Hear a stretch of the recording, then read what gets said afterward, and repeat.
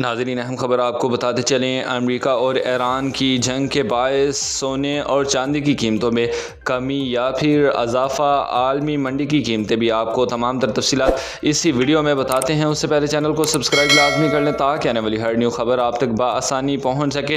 अहम खबर आपको बताते चलें। अमेरिका और ईरान के दरमियान हालिया फ़ौजी कार्रवाइयों और गैर यकीनी सूरत हाल के बाद गोल्ड मार्केट्स में भी शदीद उतार चढ़ाव देखने में आया। आलमी मार्केट में सोने की फ़ी औंस कीमत $150 से ज़ायद कमी के बाद तकरीबन $4,185 तक आ गई, जबकि चांदी की कीमत $3.86 कमी के बाद तकरीबन $64.62 फ़ी औंस की सतह पर पहुँच गई। गुज़श्ता रोज़ बैनुल अक़वामी मार्केट में फ़ी औंस सोना $28.29 महंगा होकर $4,326.27 का हो गया था। अहम खबर नाज़रीन आपको बताते चले।